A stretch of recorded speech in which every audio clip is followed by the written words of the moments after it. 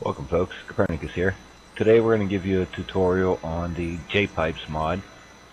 This is being recorded on the RustEZ survival server, and we want to thank our friend Blue Eyed Tiara who gave us her base before leaving the server due to technical difficulties, but gave us the base to use for demonstrations and tutorial purposes. We've set up a few things to run through some basics for the JPipes. That's a particular mod that will allow you to connect storage containers or other units such as furnaces, quarries, pump jacks, water catchers, water barrels, etc. We're going to roll through some of the basics in this small base and then go over to my base, which is probably 20 meters away, and go into more complex setup. But ideally, it's a mod that you can use to make things more convenient for yourself and more automated. Prevent people from looting any of your items, because as you see here, some of the furnaces are contained within the building, so nobody can get to them. Also, if it's a PvP server using the JPipe mod, it prevents obviously people from looting and you from being killed doing daily functions. So we'll start with something relatively simple here. We have a water barrel that we're going to put up on the inside right here, completely empty as you see, and a water catcher that's already full right here. Large water catcher holds 50,000 milliliters, the small holds 10, that water barrel holds 20. So what we want to do to make life simpler is connect a JPipe from here to there. Now in this particular case, most of it is controlled by /p, but if you do /p help on the server, you could see all the commands to copy pipes, remove pipes, get the stat flow, to add them, and in here there's a bind command. So all you do in that case is just one keystroke. In my case I have it already bound, so just hit the P. You see, after you hit the water catcher, it tells you go to your second container. Simply roll in, second container, and right here in the corner you see a small twig pipe, and like most things, it's various levels: twig, wood, stone, metal, armored. Each of those has a higher flow rate, armor being the best. To set filters or anything, first you have to upgrade it to at least wood. In this case, we're going to upgrade it to stone. You don't have to set a filter obviously for water, because it's the only way to move it. But as you see, the water slowly transferring from here to inside. Now if we go in here,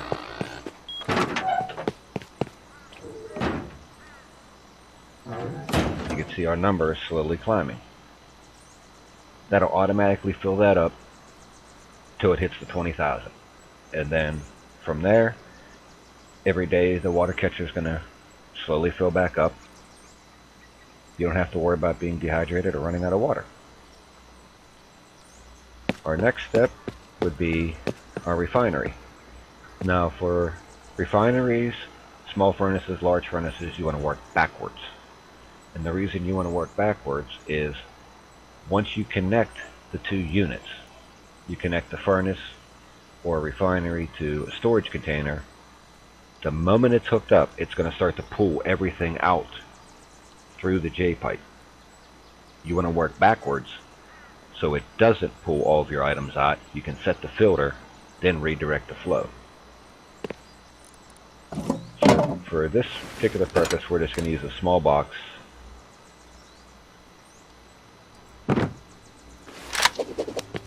And connect this to our refinery, which is contained in the courtyard. You can safely load it from here to avoid the helicopter or anybody else that tries to loot it, for example. Just roll on that. There's your pipe. Right click, upgrade it, hit it again, set your filter. In this case, you want to allow low-grade fuel to go from here inside safely. And now you just come out, toss your crude oil in, start it, and as it produces, it'll just automatically pump it inside. As soon as you set your filter, hit it again, you can see the arrows. It's going from the box to the refinery. I'm going to change direction, so now you're set. As soon as you turn this on, which I believe we got enough flow grade to do for demonstrations here.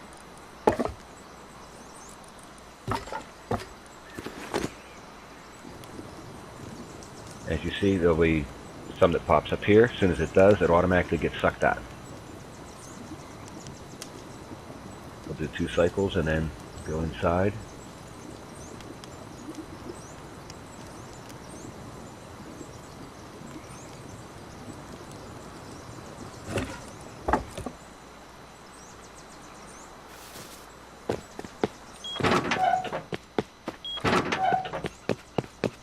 Go to our box. There's our low-grade fuel. Same concept here for your furnaces. We're going to place a small filter box in the corner.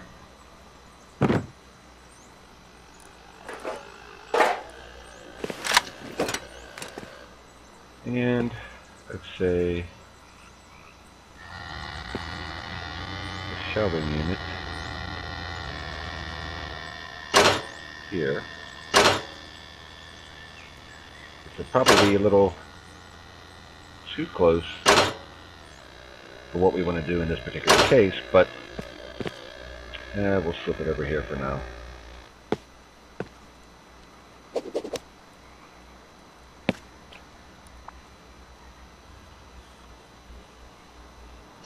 Just for demonstration purposes.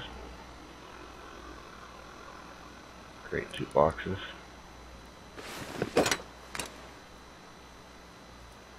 This will simply act as your storage for your furnaces. Once you get them in place, everything's going to be nice, easy peasy setup. So what you want to do, start with your filter box. Connect it to your furnace. Upgrade your pipe, then set your filter. So we want to allow only charcoal and the refined products to come out of the furnace. Now that we have it set, hit it again, change direction. So now you won't lose any of your wood that you had or your items that were pre-filled here. They won't automatically get pulled out. You can see you're going to go from the furnace to the filter box. Now we're going to go from the filter box to storage. We run 2 separate lines. One for your charcoal, one for your refined product. Makes life simpler.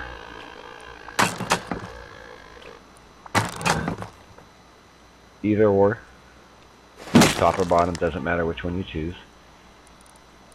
Set the filter for that. Set the filter for this one.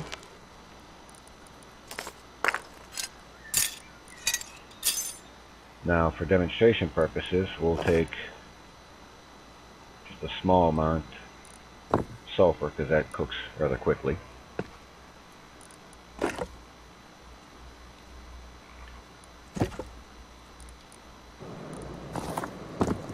And we have a furnace splitter mod over here as well, which obviously splits your stacks evenly, or close to evenly. So you don't have to sit there and try to figure out how to get it all to cook faster. This will do it for you. And as you saw, everything goes from the furnace right out. Go to your storage box here. There's your charcoal. Your other storage box. There's your sulfur or metal frags, high qual, depends on what all you have cooking at the time. And ideally, you could go straight down the line, connect all of these to that particular box. Once you do, you're set. All of your smelting is secure, it's in your building. It all gets pre-sorted. You don't have to worry about running back and forth to furnaces, checking to see, did you reach the stack limit yet or not? It's out of sight, out of mind for you. So there's some of your easy basics at the moment. Furnaces, refineries, water catchers. We'll show you a nice, easy setup for quarries and a safe dropbox method for yourself or friends. And as you see, running up to one of the metal quarries that I have, there's simply one line that goes into secure building. Same concept. You would hit P or /P, connect this to the box inside. In this particular case, we don't have to really set a filter, but we will, just so nobody dumps anything into the container there. Set your filter. I know it's a metal quarry, so we'll set it to metal and stone. You go into your storage boxes. Main line comes to this box feeds to that box. Now you got your choice which one you want for your metal ore or your stone. In this case, we'll set it, let the metal ore go to the left side box. This box will hold the stone. If it does get full for any reason, the stone will be out in the container outside. Obviously, it depends on how much fuel you put in. If you put 5,000, 10,000 low-grade fuel in there, you're going to fill up that box and that container with stone. Now your safe Dropbox method, just simply put a large wooden box outside. If it's in tool cabinet range on the RustEZ survival server, nobody can access this but you or people that have access to your tool cabinet. Now if you do /share, type in /share, it'll allow anybody in the public to come by and use it. You can do /share and a friend's name, and only you and that friend can use it. If sharing it to the public is getting you grief, people are throwing too much garbage in here, you can do /unshare, and it takes public access away. But ideally, it's a quick Dropbox. If you're fighting a helicopter, or friends want you to hurry up and meet them for something, or you're going to try to help somebody out, simply roll up to your box, toss everything in, and you're on the move. In my case, helicopter comes, throw everything in, run up the hill, jump in the tower, fight's on. But starts there, pumps to a first box and a second box. That way you have 3 different large boxes for storage. everything's secure. Nobody can bother the two inner boxes because they're based on the tool cupboard. Now we'll go into your more complex designs. Campfire, pipe it to a wood box. With your campfire, the furnace splitter comes into handy here. Any food that you have, if you right click on the food, it automatically grabs the right amount of wood, splits the food into 3 stacks, well actually 2 stacks. You got wood, charcoal, 2 stacks of food, and then your cooked product. You just set it and walk away. So in your filter here, there's all 6 types of cooked food. As soon as you set that, turn on your campfire, you can walk away, do whatever you want. You go out and kill a bear, have 200-300 pieces of bear meat to cook, set it and walk away. As soon as it cooks, it goes right into the box. Easy peasy. With the barbecues added, same concept. I have 5 different ones here, small box underneath for some wood. I can get up here to show you. Same filter setup, all 5. Pump right to the food box. As soon as it cooks, it goes right in there. Out of sight, out of mind. And we have our wall art, courtesy of one of our admins, Murphet. Unique design to just light up the room. Now for the water catchers, furnaces, pump jacks, we'll dig into all that now as far as a complex design. You can pipe 2 little water catchers to a large, which I did here. From there, they pipe up through the roof to a water barrel. Snakes around and goes to the water barrel in the front. Same with the pump jack that you can hear outside.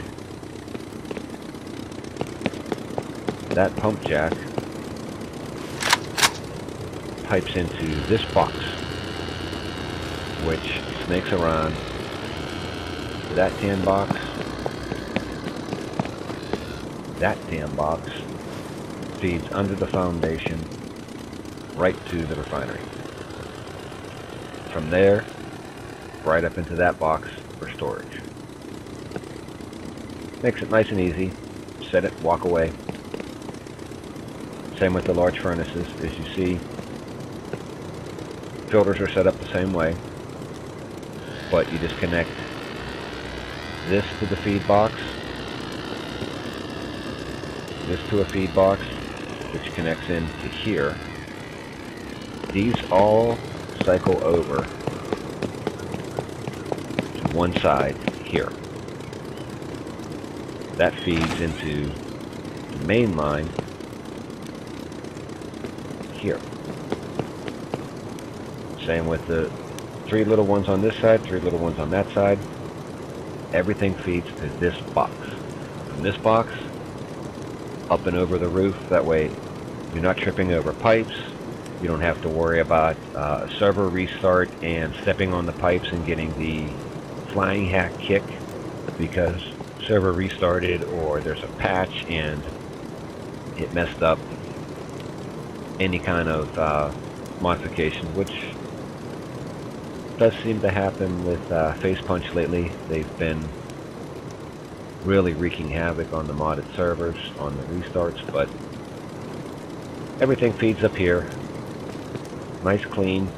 You don't have to walk on them at all. And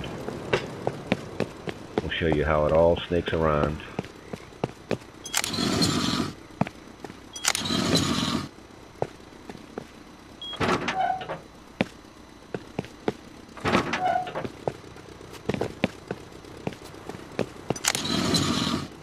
All of our water catchers, as you see, one there, one here, or not water catchers, water barrels.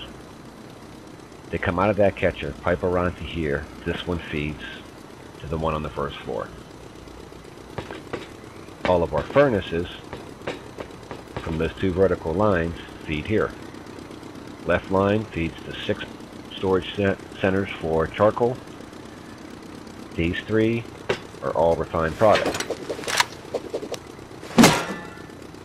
This one does metal. This one does metal. This one does all 3. The reason being,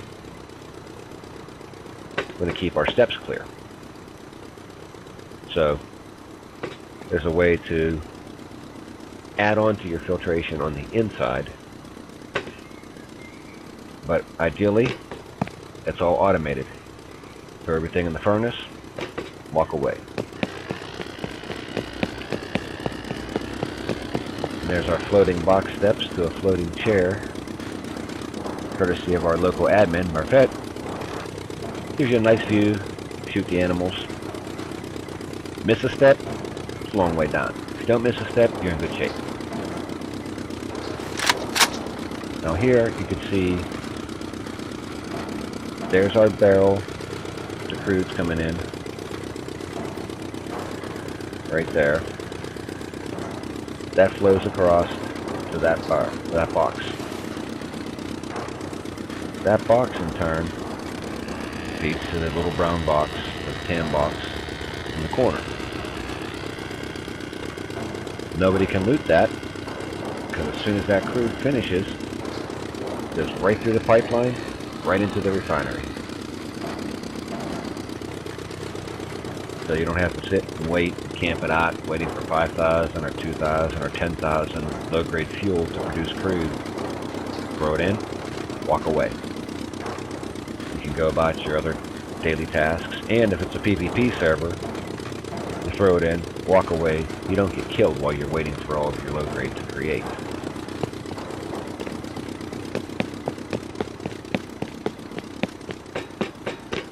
Now we'll go back to our storage setup.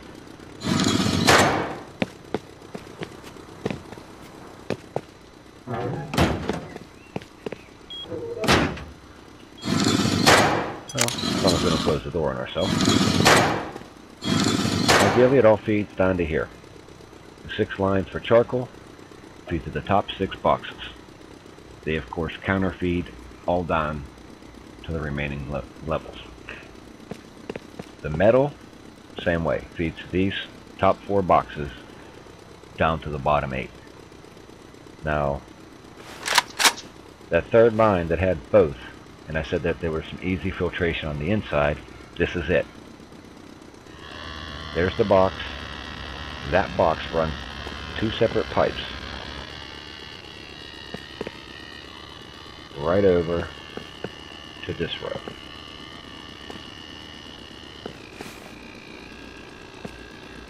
Once everything's placed, then you can set your pipes, obviously, but prior to that, you don't want to set a pipe from there to there because you won't be able to place boxes. But you can avoid a mess by simply connecting this box to these two with 2 other pipes, and that allows you to have sulfur and high quality here, metal there, charcoal there, all automated, all out of the way. Stone, on the other hand, we could actually pump it up over the roof and come down into these boxes, but a more clean look is better at this particular point. So it's just simply manually putting them in there. In the past, we've actually brought down JPipes through the roof, running them up to the very top. A lot of pipes could cause lag on the server if you run a mega pipeline everywhere. So in order to cut down on that, at least for my part and a few other folks, limited amount of pipes. Like you saw outside, there's 1 pipe on the front quarry. In the back, there's basically 2 pieces coming off that quarry, 2 pieces coming off the pump jack, contained inside a high stone wall, so passerbys won't see them. All of the pipes on the roof are contained and out of sight, therefore it won't affect passerby. It won't affect your own lag either because it's out of sight. And everything's easily automated. You set it all, walk away, go back to farming, go back to helicopter fights, Bradley fights, or in our case, there's NPCs added. You can go fight the NPCs. But that's pretty much it. You can do anything, any kind of creation that you want. You can get as crazy or as simple as you want with the JPipes. It all depends on your personal preference and how much you want to route the stuff. The kind of time and material that you have available. You can make the separate boxes for any separate type of entity on the filter. Now, it will not allow you to do water except from water catchers to water catchers or water catchers to water barrels. You can't pump it into a box or pump it into a refrigerator or anything like that. With that being said, everything else you can. You can pump stone to separate boxes, the refined product to separate boxes. You can auto feed campfires, furnaces. Simply hook up a box and you can change from multi-stack to single stack, and what that allows you to do is you set up another box, fill it up with wood, set it to single stack. It's constantly going to pull one stack of wood out, feed it in, and just keep that unit rolling. Like a furnace, for example, you set it, you have a lot of ore piled up in one furnace. It'll slowly feed 5,000 one stack while all of your ore cooks, and then after it'll do the same thing if you want to create charcoal. It'll slowly burn 5,000 for you. Just depends on how creative you want to get. Pretty much all of it is an automated process, makes life simpler, prevents looting, and prevents you from getting killed by either animals, NPCs, other players.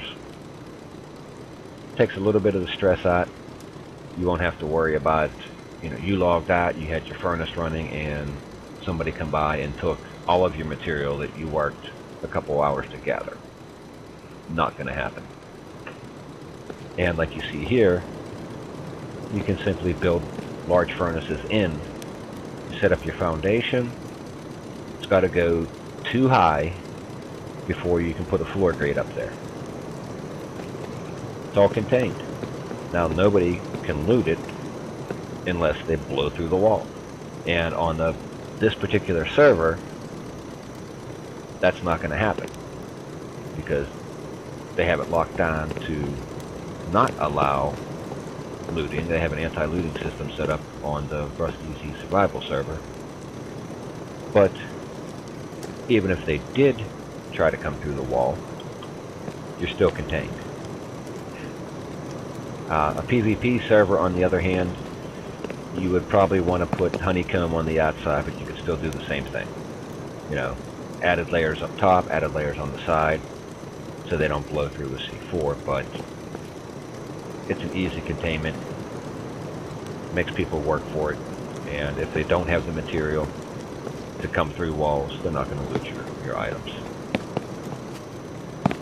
But that's pretty much all of it, and you can check it out on the RustEZ server. Stop by, set up a small base, ask some questions. The admin, any of the others on the server, be happy to answer questions, give you examples. Again, thanks for watching, and that's the end of our video.